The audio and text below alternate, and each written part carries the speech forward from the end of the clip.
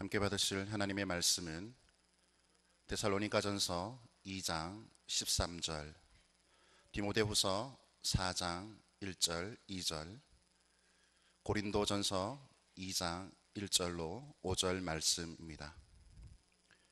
데살로니가전서 2장 13절, 디모데후서 4장 1절과 2절, 고린도전서 2장 1절로 5절 말씀입니다.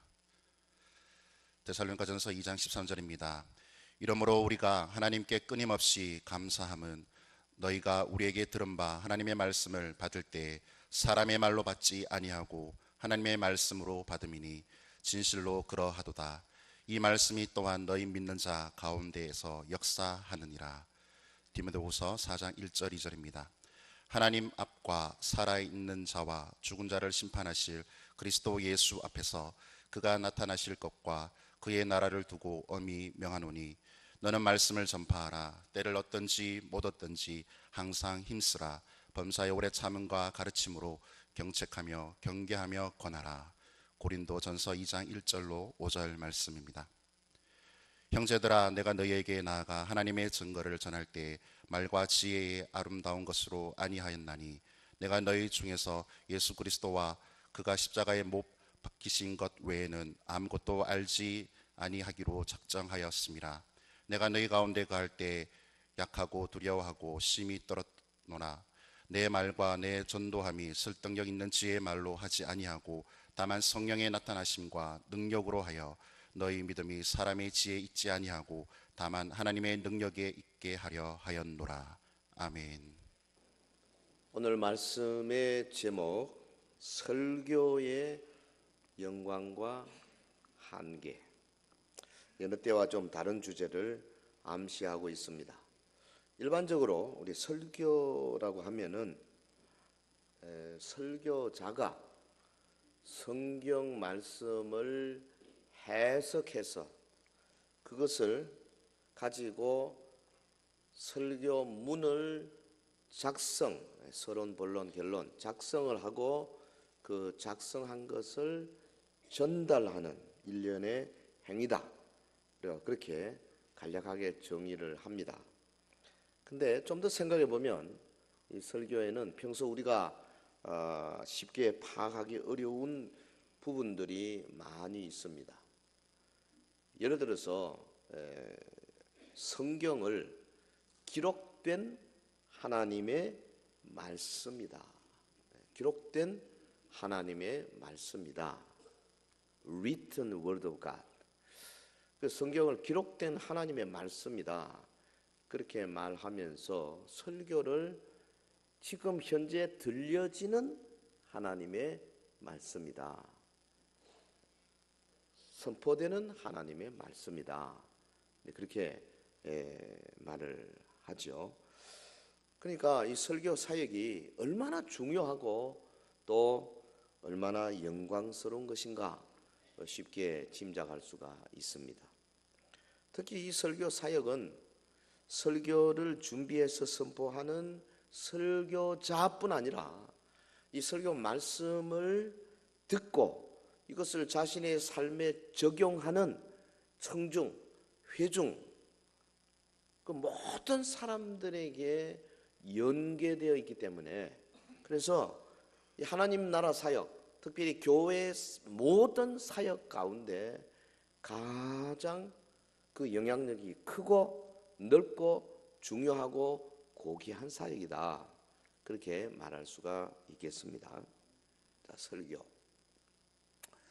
그 영국의 그 국왕 조지 5세가 영국 의회의 계획에 맞추어서 라디오 연설을 하게 됐는데 그 국왕이 연설하는 것을 멀리 신대륙 미국에까지 이렇게 중계하도록 준비됐습니다. 근데 국왕이 막 연설을 시작하는데 갑자기 뉴욕 지국에 설치되어 있던 그 케이블이 끊어져 버렸어요. 큰일이 났습니다. 국왕이 막 이게 훈시를 하시는데 이거 끊어진 케이블 고치는데 20분 내지 아무리 빨리 해도 30분은 걸리겠어요. 그럼 30분 지나면 국왕 연설을 다 끝나버린 겁니다. 그러면 공중에다 흩어지고 아무도 그 말씀을 들을 수가 없게 됐어요. 근데 그 자리에 고용된 지 얼마 안 된 청년 기술자 해롤드 비비안이라는 젊은 기술자 있었는데 그 순간에 다른 선택이 없다는 걸 금방 알았어요. 그래서 이 사람이 자기의 손을 뻗쳐가지고 끊어진 케이블을 꽉 잡았습니다. 250볼트가 넘는 전류가 그의 몸을 깨뚫고 머리끝부터 발끝까지 그냥 막 격렬하게 고통스럽게 만들었습니다. 그런데 이 사람이 해롤드 비비안이 끝까지 놓치지 아니하고 목숨을 걸고 필사적으로 왜? 국왕의 연설을 국민들에게 들려주게 하기 위해서. 설교가 뭐냐? 설교자는 어떤 사람이어야 하는가? 아주 좋은 비유가 아닌가 싶어요. 그 긴급한 순간에 자신의 몸을 250볼트 전류의 통로로 삼기 원했던 이 청년의 고투, 이것이 설교자의 그 고민과 고투가 아닌가 이렇게 생각합니다. 우주의 왕이신 하나님의 음성을 백성들에게 잘 듣지 못하고 영적인 말씀을 깨닫지 못하는 자들에게 들려주게 하기 위해서 설교자가 끊어진 케이블을 붙들고 자기의 몸을 던지는 거죠. 오늘 말씀을 통해서 이 설교의 본질을 좀 더 깊이 살펴보면서 결국 우리의 예배 자세를 재점검하는 계기가 되기를 주의 이름으로 권면합니다. 설교에 대한 성경적인 정의, biblical definition, 성경의 정의가 뭔가? 설교와 하나님의 역사는 어떤 관계에 있는가? 설교자와 청중에게 요구되는 것은 무엇인가?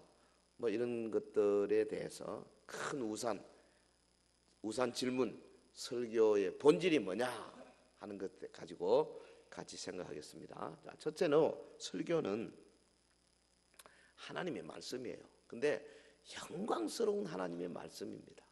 설교는 우리가 상상할 수 없는 영광에 가득 찬 말씀이에요.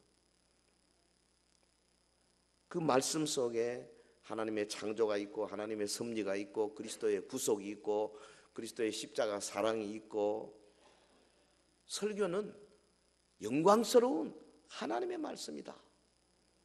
본문 데살로니가전서 2장 13절, 너희가 우리에게 들은 바 하나님의 말씀을 받을 때에 사람의 말로 받지 아니하고 하나님의 말씀으로 받음이니 진실로 그러하도다. 지금 사도 바울이 데살로니가 교회 성도들에게 쓴 편지 아닙니까 이게? 근데 데살로니가 성도들은 바울의 설교 말씀을 하나님의 말씀으로 받은 거죠. 아, 저건 사도 바울의 말이다 이렇게 보지 아니하고 사람의 말로 받지 아니하고 하나님의 말씀으로 받았다 그랬어요. 그래서 사실 데살로니가 교회가 크게 칭찬받은 이유가 바로 그것 때문입니다. 설교에 대한 가장 기본적인 정의가 설교는 하나님의 말씀이다 라는 것이라고 말씀드렸습니다. 이것은 설교에 대한 변할 수 없는 본질적이고 전통적인 정의예요. 우리 종교개혁가 존 캘빈이 그런 말 했죠. 기록된 말씀으로서의 성경이 하나님의 말씀인 것처럼 주의 종들을 통해서 선포되는 말씀 역시 하나님의 말씀이다. 칼빈은 이 설교에 대한 분명한 정의를 갖고 있었습니다. 하나님의 말씀은 선지자들의 말과 차이가 없다 그렇게 주장하면서 칼빈이 뭐라 그러냐면 하나님의 대사로서의 설교자들이 전하는 설교가 곧 하나님의 말씀이다 그렇게 주장했습니다. 그런데 뭐 그렇다고 해서 강단에서 선포되는 모든 그 설교가 다 하나님의 말씀인 것은 아니다. 왜냐?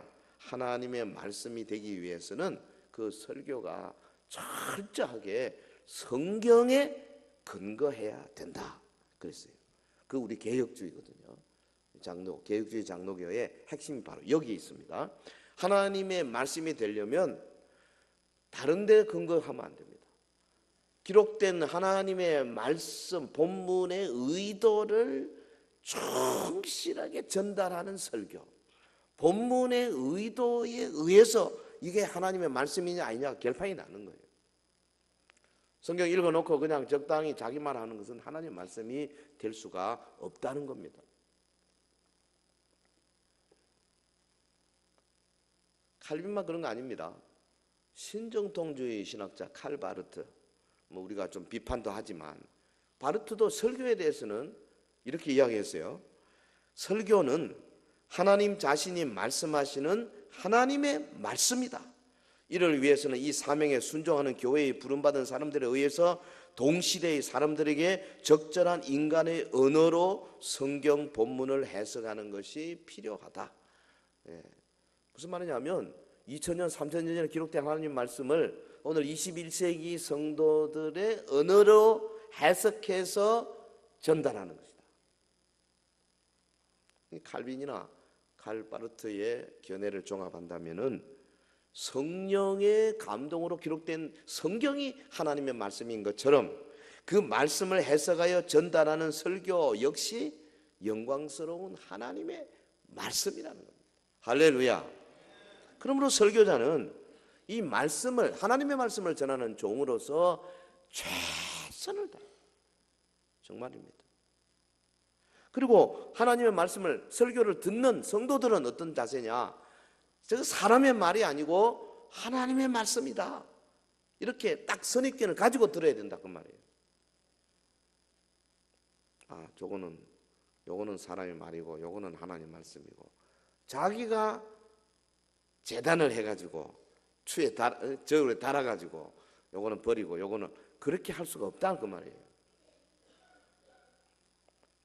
이게 지금 얼핏 들으면 오해하기 쉬운 말인데요. 그러나 지금 성경의 원리를 지금 말씀하고 있는 겁니다. 설교는 영광스러운 삼위일체 하나님의 말씀이에요. 설교는 성부 하나님의 말씀이고 성자 예수님의 말씀이고 성령 하나님의 말씀입니다. 아멘. 설교의 근거가 되는 성경 말씀은 여러분 창세기 1장 1절에 태초에 하나님이 천지를 창조하시니라, 여기서부터 시작되는 겁니다. 창조의 하나님. 그러니까 하나님이 우주를 창조하셨다는 사실을 인정하지 아니하는 다윈의 후예자들, 진화론 주장하는 그런 설교자들은 이미 하나님의 말씀을 설교할 수 있는 근거가 없습니다. 왜? 성경에 하나님이 창조하셨다고 딱 못 박아놨는데 그 창조론에 기초해야 되는 겁니다. 설교는 그러니까 하나님께서 우주를 창조하시고 하나님이 섭리하신다는 가장 기본적인 전제 위에서 말씀이 전개되어야 돼요.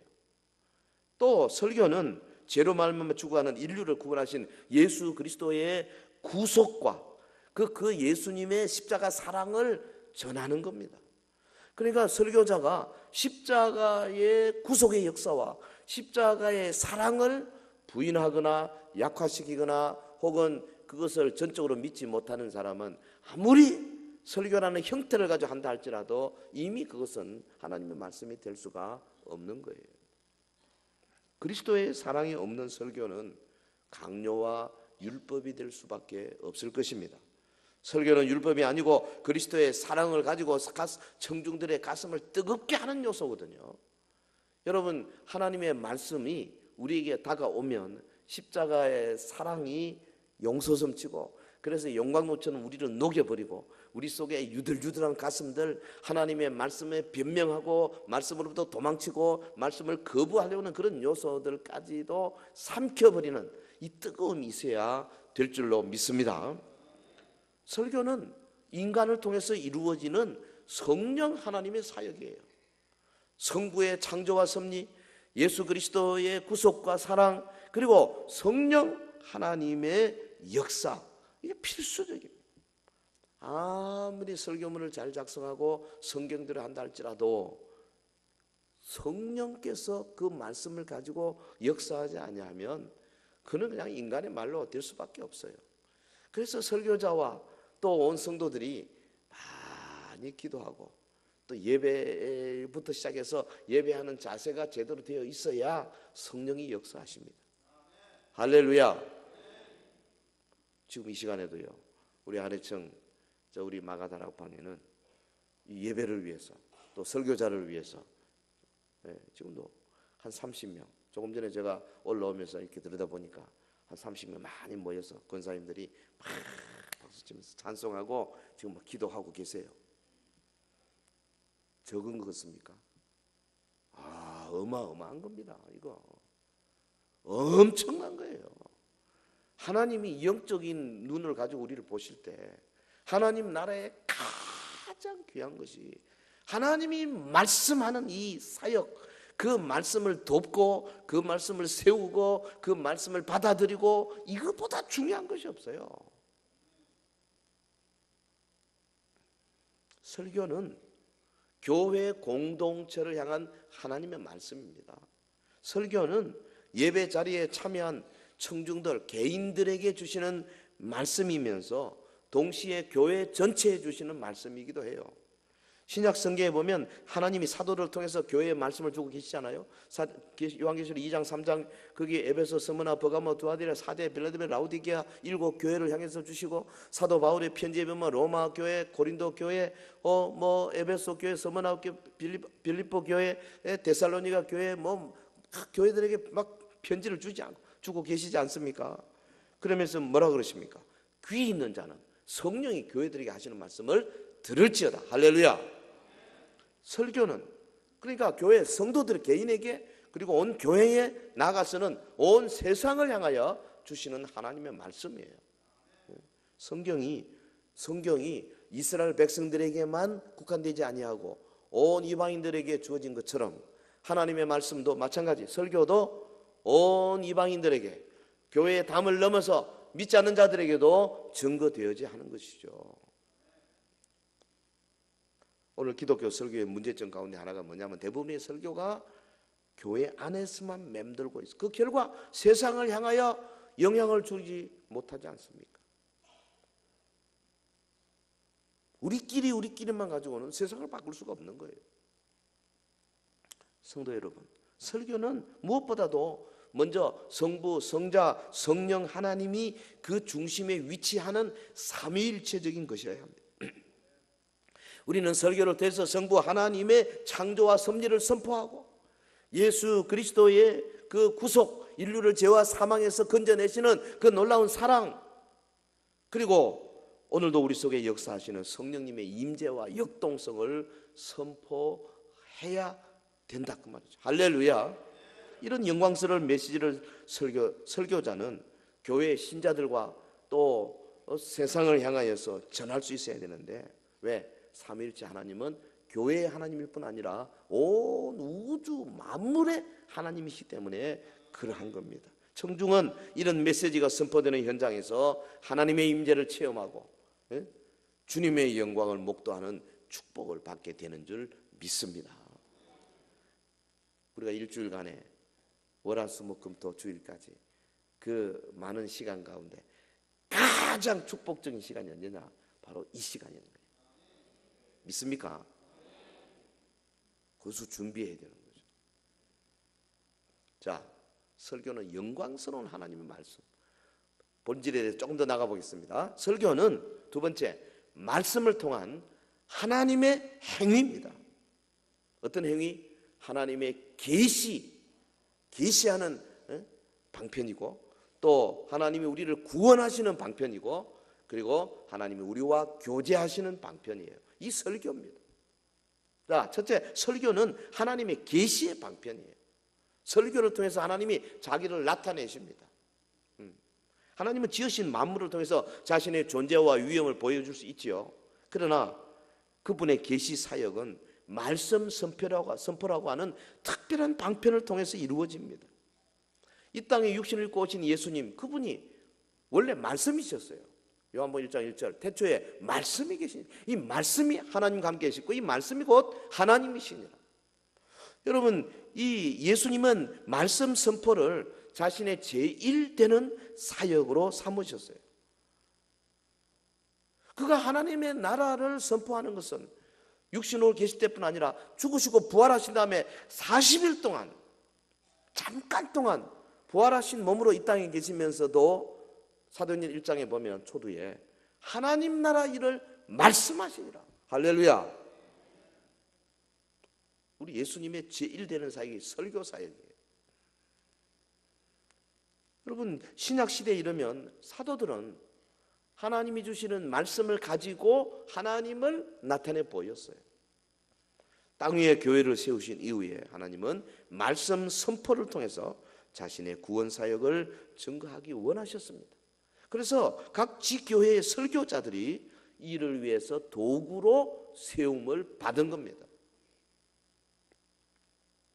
오늘 본문 디모데후서 4장 2절을 보면 너는 말씀을 전파하라. 때를 얻든지 못 얻든지 항상 힘쓰라. 사명이 주어졌지 않습니까? 말씀을 전파하라. 여기 전파 프리치입니다. 설교하라. 때를 얻든지 못 얻든지 항상 힘쓰라. 여러분, 하나님은 말씀이라는 방편을 통해서 자신을 계시하시는 분이십니다. 그 일을 위해 도구로 사용되는 것은 인간이지만은 그 인간의 이면에서 사역하고 계시는 분이 하나님이시다, 그 말이에요. 네. 그래서 하나님은 진정한 의미에서 유일하신 설교자입니다. 하나님은 유일한 설교자. God is the only true preacher. 하나님은 유일한 진실된 설교자이십니다.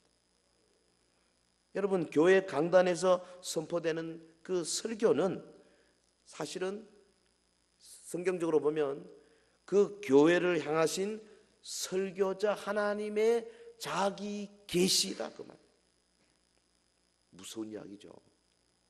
하나님께서 옛적의 선지자나 사도들의 선포를 통해서 하나님 자기를 나타내실 때는 하나님이 직접 선지자 입에다가 자기의 말을 심었어요. 사도들에게 직접 말씀을 심었어요. 그래서 선지자나 사도가 하나님의 말씀을 전했습니다. 그런데 그러면서 하는 말이, 예레미야 선지자가 뭐라 그랬습니까? Thus says the Lord. 하나 여호와께서 가라사대 하고는 코테이션 마크를 딱 쳤습니다. 나는 이스라엘의 하나님이라. 여호와 하나님의 말을 1인칭으로 사용했어요. 대단하죠. 그 말씀 앞에 떡 듣고 앉았다가 저거는 잘못됐고 요거는 요렇고 그렇게 누가 감히 판단할 수 있겠습니까? 판단했다가는 그 자리에서 죽습니다. 하나님의 말씀이다. 근데 오늘은 그렇게는 하지 않습니다. 왜? 하나님께서 선지자와 사도를 통해서 이미 성경 말씀을 다 기록 완료하셨기 때문에. 요한계시록 22장 18절 19절이 그 말 아닙니까? 이 말씀 위에 뭘 보태지도 말고 뭘 빼지도 마라. 끝났다. 그런데 이 기록된 말씀을 가지고 이제는 하나님의 말씀으로 사용해라. 할렐루야. 그러니까 뭐 이단들이요, 뭐 몰몬 교도들이 몰몬경이라는 걸 성경처럼, 또 안식교인들이 화이트 부인의 그 기시 받았다는 이렇게 이만 두꺼운 책을 성경보다 더 중요하게 여기고, 이런 것들이 이단이 되는 겁니다. 우리는 여기다 외경이나 위경을 붙여도 안 돼요. 로마 카톨릭은 여기다 외경, 구약, 그 다음에 외경 12권, 그리고 그 다음에 신약 이러고 사용하고 있지 않습니까? 그렇게 하면 안 돼요.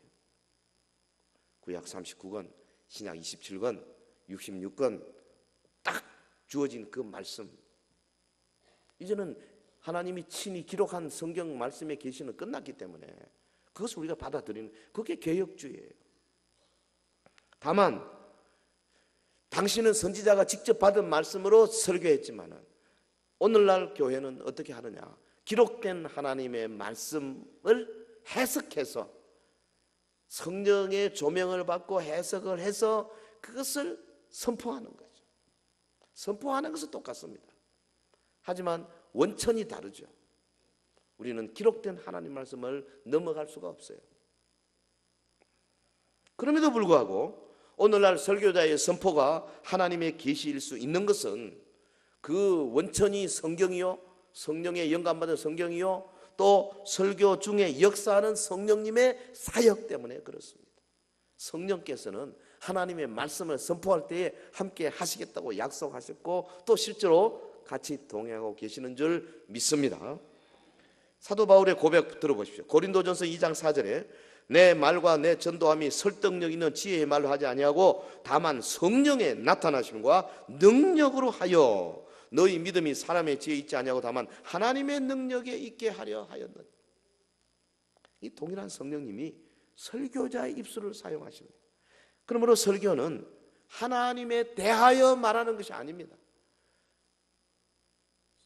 하나님에 대하여 말하는 것이 아니고 설교는 하나님이 말씀하시는 것인 줄로 믿습니다. 할렐루야. 이거 우리 개혁주의 설교가 아니에요. 설교는 하나님의 계시의 방편이고 동시에 설교는 하나님의 구원의 방편입니다. 하나님은 설교를 가지고 구원해 내신다 그 말, 사람을. 영적으로 죽은 자들은 이 세상의 어떤 것으로도 건져낼 수가 없어요.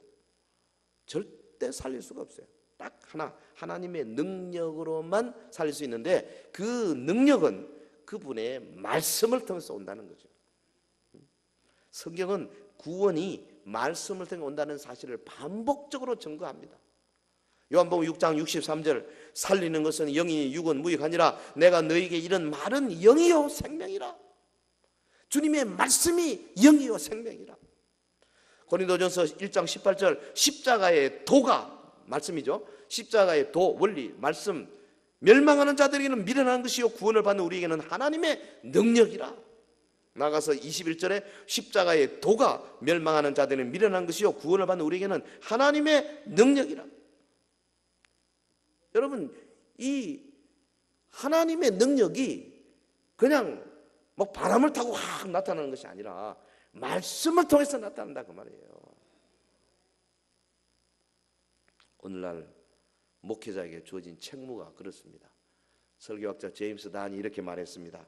교회가 선포하는 말씀이야말로 생산적이고 역동적이며 창조적이고 구원을 주며 죄를 소멸시키고 죽음을 물리치며 치유하고 생명을 준다. 이것이 강단에서 선포되어야 할 말씀이며 사역자들이 선포하도록 하나님께로부터 사명을 받은 말씀이다.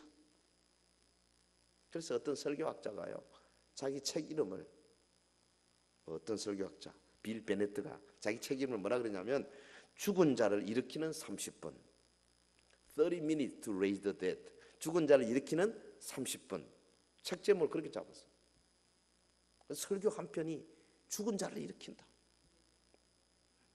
구원의 방편인 설교를 위해서 부름받은 설교자가 그래서 누구냐?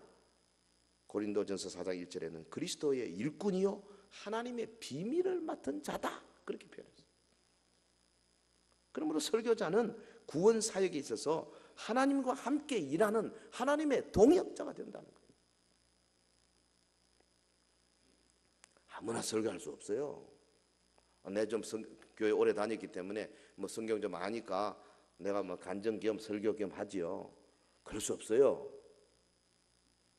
절대 안 됩니다.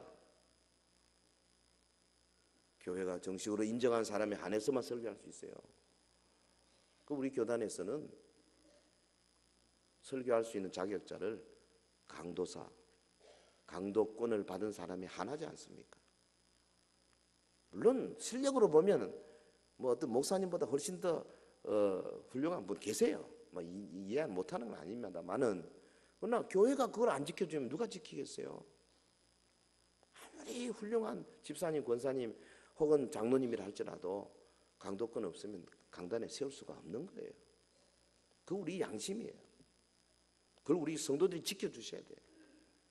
왜? 설교자는 구원을 일으키는 하나님의 그 구원 사역에 하나님과 동역자이기 때문에 그래서 교단이 그렇게 물론 하다 보면 사람들 많이 양성하다 보면 뭐 준비 안 된 분도 있고 좀 뭐 그 있을 수 있죠. 그렇지만 본질적으로 이 설교가 얼마나 영광스러운 사역인가 하는 것에 대한 감동이 있는 사람은 그거 따라가야 되는 겁니다. 그리고 설교는 여러분 하나님의 자기 계시의 방편이요 구원의 방편뿐 아니라 하나님이 자기 백성들과 교제하는 방편입니다. 하나님이 설교를 통해서 자기 백성과 교제하십니다. 할렐루야. 하나님은 원래 자기가 지으신 인생들과 교제하기를 원하셨어요. 그래서 아담을 찾아오시고 대화하려고 그러는데 아담 하와가 그냥 범죄해가지고 하나님으로부터 멀어져 버렸잖아요. 그래서 하나님이 또 아담을 찾아오시잖아요. 아담아 네 어디 있냐. 그래가지고 하나님이 아담과 더불어 교통하시기 위해서 그가 범죄해서 하나님의 원수된 자리에 떨어졌다 할지라도 예수 그리스도의 구속의 사랑으로 그를 하나님과 교제할 수 있는 자격자로 세워내기 위해서 하나님의 열심이 이 구약 성경에 얼마나 강하게 나타나 있습니까? 여러분, 지금도 주님은 땅 위에 몸된 교회를 세우시고 두세 사람이라도 그리스도의 이름으로 모이는 곳에 내가 함께 하겠다, 오셔서 우리와 교제하시겠다, 그렇게 말씀하시는 겁니다. 할렐루야. 이사야 구역이 왜 중요하냐? 서로 잘 아는 사람끼리 모여서 기도하고 찬송할 때 예수님이 함께 동행한다는 사실을 우리가 믿기 때문에, 마태복음 18장 20절 21절을 믿기 때문에 이사야 구역이 중요하다 그 말이에요. 그거 안 믿는 사람은 구역이 별로 중요하다고 생각 안 해요. 말씀을 믿으면 설령 눈앞에 뭐가 안 드러난다 할지라도 말씀에 대한 믿음으로 가는 거예요. 믿음이 얼마나 중요한지 아십니까? 믿음 없이는 하나님 기쁘시게 못해요. 우리는 하나님께 나갈 때 말씀에 기록된 것이 그대로 이룰 줄 믿어야 된다 그 말이죠. 하나님은 우리와 교제하실 때 말씀이라고는 방편을 사용하십니다. 말씀을 통해서 하나님이 자신의 사랑을 우리에게 고백하십니다. 말씀을 통해서 우리를 지키시고 인도하십니다. 말씀을 통해서 은혜의 손길을 우리에게 베풀어 주십니다. 말씀 안에서 우리는 영적으로 성숙해져 갑니다. 아멘 할 때까지. 말씀 안에서 우리가 하나님을 더 많이 알아가게 됩니다. 말씀 안에서 우리 하나님께 가까이 나가게 됩니다. 랭돈 길키에 의하면 예수 그리스도는 하나님의 말씀이 읽혀지고 선포되고 응답될 때 비로소 그의 공동체인 교회와 자신을 연결시키신다. 그러니까 여러분요, 순수한 하나님의 그 기록된 하나님의 말씀에서 우러나오는 본문의 의도가 명확한 말씀이 증거되고 그 말씀에 응답하고 은혜 받고 그 말씀에 의해서 찬송하고 할 때 예수님께서 교제권 안에 들어오신다 그 말이에요. 대단한 거죠. 그리고 예배는 예수님을 여기 임재케 주님을 초청하는 유일한 방법 아닙니까? 이게 예배보다 더 중요한 게 없어요. 내가 아무리 사회에 나가서 열심히 봉사한다 할지라도 주님의 임재가 거기 있습니까? 어디에 성경 어디에 그런 게 있어요? 내 이름으로 두세 사람이 모여 예배하는 곳에 내가 함께 하겠다. 할렐루야. 말씀이 예배의 방편이에요. 말씀이 교제의 방편이에요. 우리는 하나님과 교제할 때 과거의 화석과 같이 고착된 어떤 그런 사건이 되어서는 안 됩니다. 하나님과 교제는 항상 현재적이고 미래적이고 계속적이고 새로운 것이 되어야 되는 거예요. 우리의 삶이 끊임없이 위기와 시련이 다가오지 않습니까? 그럴 때마다 사망의 음침한 골짜기와 같은 그 세상을 순례자로 나갈 때 목자가 주시는 사랑의 음성, 그 생명줄과 같은 거예요. 주일 예배를 여러분이 쉽게 생각하지 마십시오.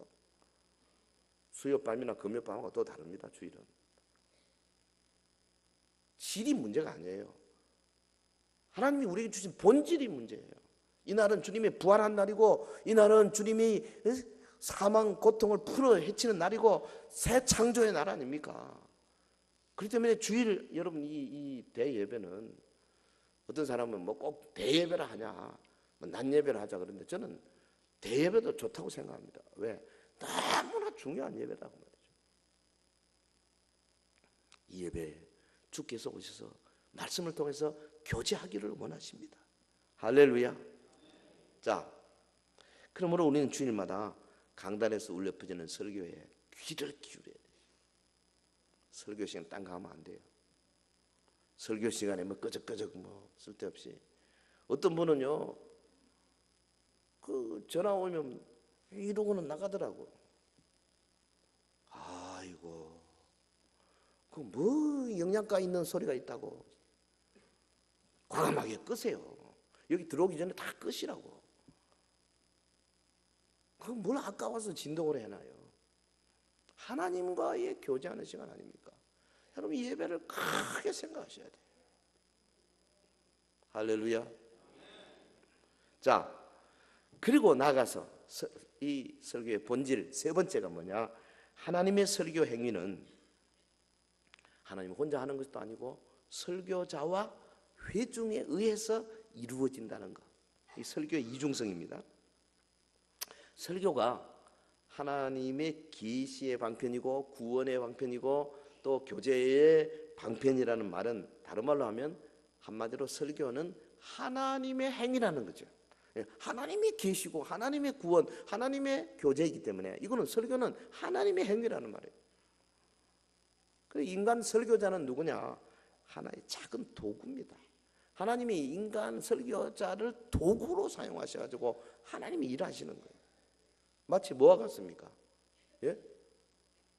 하수도 뚫렸을 때, 하수도 뚫을 때 기술자가 그 무슨 드르륵 도구로 쓸 때 누가 하는 겁니까? 그 도구가 하는 겁니까? 사람이 하는 거죠. 예를 들어서 사람이 큰 크레인 저 위에 앉아가지고 조그마한 사람이 그 큰 크레인을 해도 누가 하는 겁니까?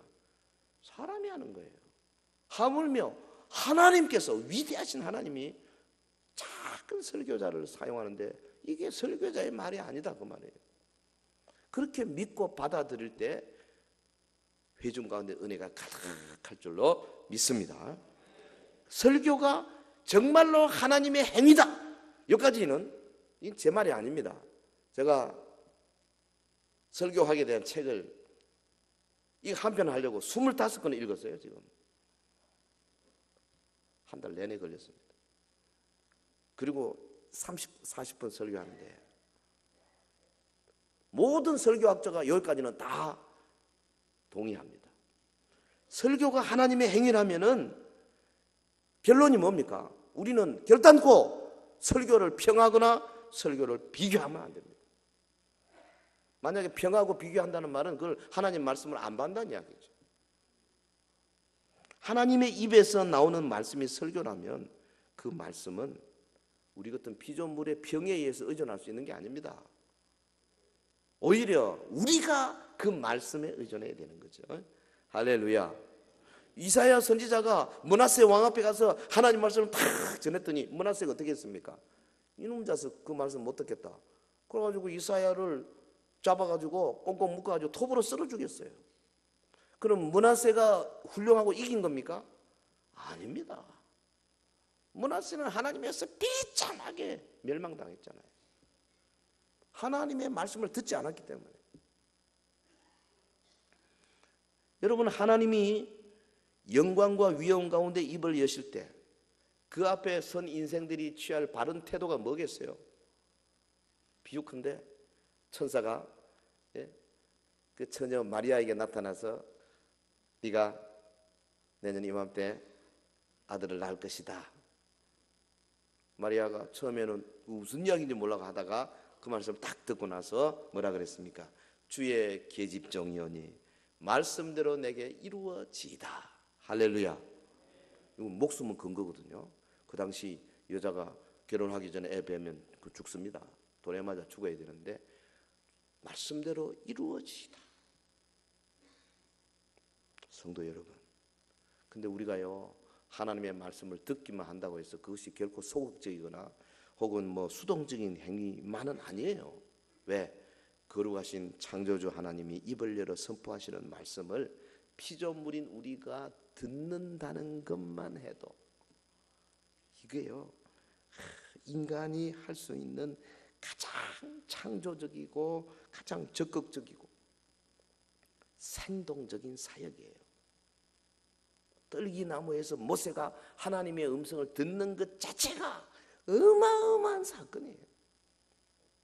근데 지금은, 옛날에는 그게 희귀했죠. 왜? 보혜사 성령의 시대가 아니었기 때문에. 그러나 지금은 성령께서 역사하는 시대이기 때문에 온 천지에 주의 이름으로 모이는 교회마다 예배마다 성령께서 역사하실 준비를 다 갖추고 계시잖아요. 할렐루야. 내가 말세에 내가 만민을 내 신을 만민에게 부어주리라. 그래서 뭐 노인들과 아이들과 청년들이 막 그냥 성령 충만할 것이다. 그 말이 바로 그 말이 지금 우리가 얼마나 복된 시대에 사는지 모릅니다. 주님이 말씀하십니다.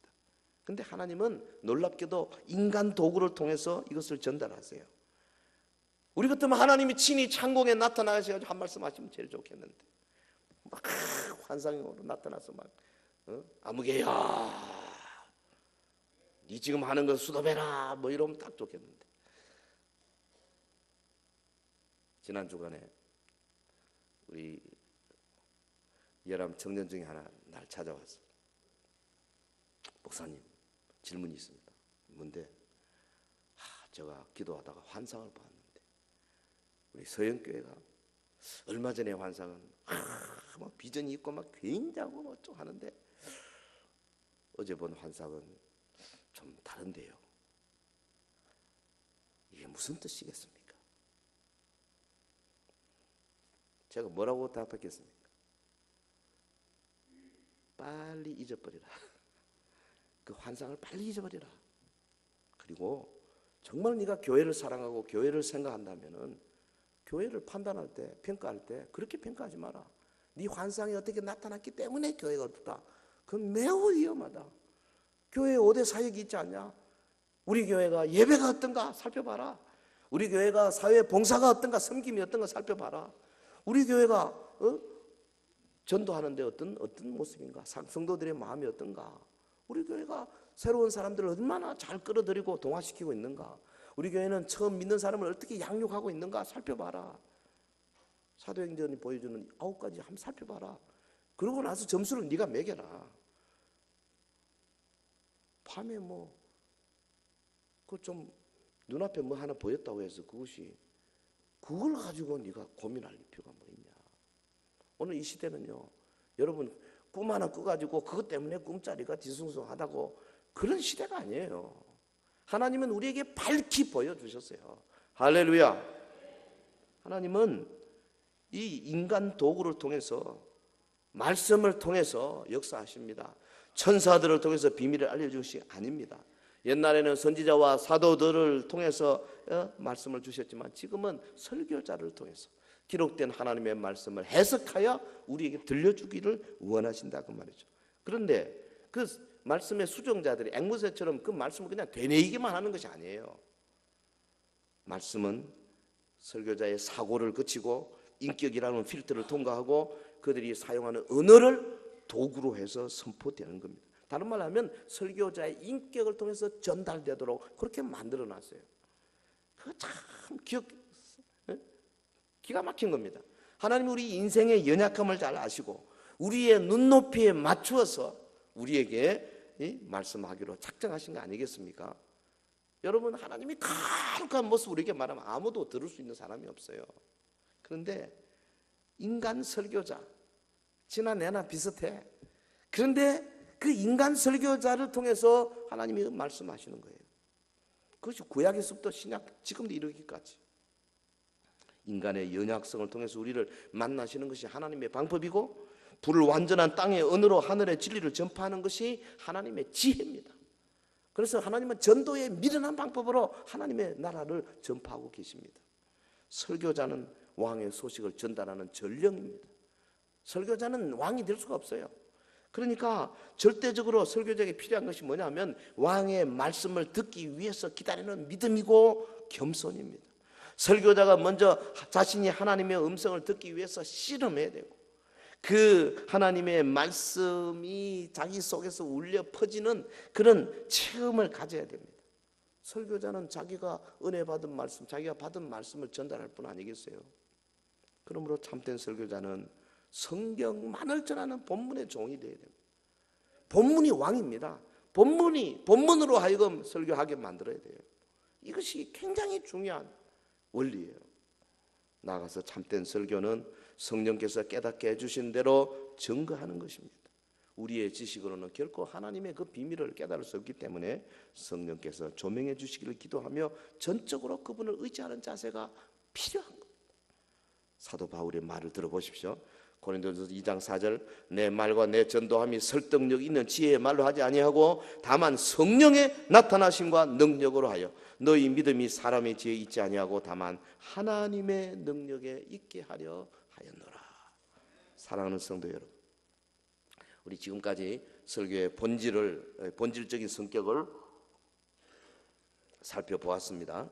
설교는 참으로 놀랍고 신비로운 하나님의 행위라 했습니다. 그 일에 부름받은 설교자는 인간이 할 수 있는 최고의 영원로운 일에 지금 부름받은 거죠. 청교도 경건주의자 카튼 마터가 그렇게 말했어요. 카튼 마터, 사역자들을 위해서는 그의 책의 부제목을 뭐라고 그랬냐면 트럼펫을 울리기 위해 준비하는 천사들, 그렇게 표현했습니다. 여러분, 20세기의 대표적인 영국의 그 강해 설교자 로이드 존스, 그의 책 목사와 설교의 첫 문장을 뭐라 그런지 아십니까? 설교 사역은 인생이 받을 수 있는 소명 중에서 가장 고상하고 위대하고 영광스러운 소명이다. 지금 설교 사역에 대해서 말할 때 우리 성도들 회중이 가지는 마음의 자세는, 그러니까 이 예배와 찬송, 기도, 설교 전체 이 예배의 이 프레임 속에서 우리가 이 하나님을 만나는 마음의 자세를 어떻게 가져야 되느냐 하는 것을 자동적으로 여러분 적용해야 됩니다. 하나님이 지금 설교를 통해서 지금 여러분에게 교제하시고 구원을 일으키시고 자기를 나타내시고 하시는 장면이다, 그 말이죠. 설교가 유한한 존재들에게 영원을 안겨주고 땅 위에 있는 인생들에게 하늘을 가져다주는 고귀하고 영광스러운 사역이라는 겁니다. 저 시카고의 잭 하일스 목사님 이렇게 말했어요. 하나님의 종이 강단에 가까이 갈 때는 천사들도 날지 못하게 하고 어른들은 경청케 하고 아이들은 귀를 기울이게 하고 젊은이들은 정신을 바짝 차리게 해야 합니다. 설교자가 강단에 설 때에는 천국이 응답하고 지옥이 떨도록 전 교회의 모든 성도들은 거룩함으로 기다려야 합니다.